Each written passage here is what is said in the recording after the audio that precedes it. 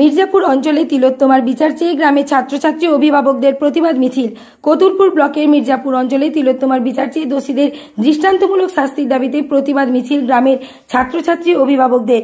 Mirzapur school মাঠ থেকে শুরু হয় এই মিছিল, শেষ হয় বামুনারি বাজারে। এই মিছিলে পা মেলান গ্রামের ছাত্রছাত্রী থেকে শুরু করে অভিভাবকেরাও। এই মিছিল থেকে তারা দাবি করছে তিলোত্তমা ঘটনায় যারা দোষী তাদেরকে চিহ্নিত করে শাস্তি দিতে হবে।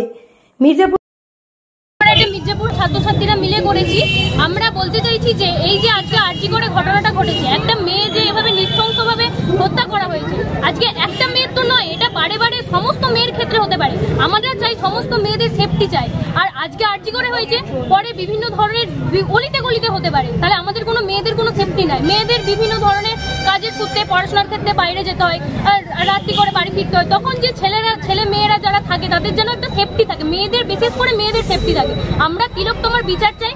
যারা যারা এই কাজগুলো করেছে, যারা যারা ওই মেয়েকে এভাবে নৃশংসভাবে খুনটা করেছে, তাদের এমনভাবে শাস্তি হোক যারা তারা কোনোদিনও এই কথাটা না ভাবে, মানে এরকম কোনো কাজ কোনো লোক কোনো করার কথা না ভাবে।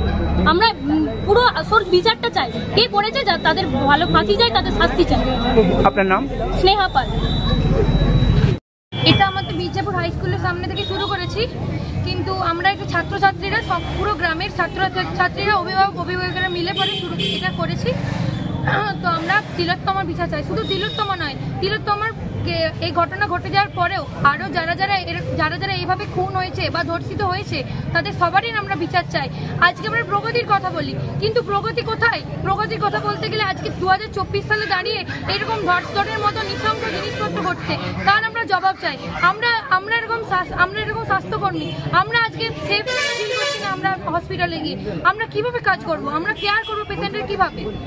এই জন্যই আমরা আজকে এই র্যালি বের করেছি, রাস্তায় নেমেছি। আপনার নাম? সম্পূর্ণ রায়। ডিউটি করা অবস্থায় তাকে ধর্ষণ করে খুন করা হয়েছে। একটা রাজ্যবাসীর কাছে, গোটা দেশবাসীর কাছে আমাদের রাজ্যে বারংবার ঘটে চলেছে, এর একটা বিচার আমাদের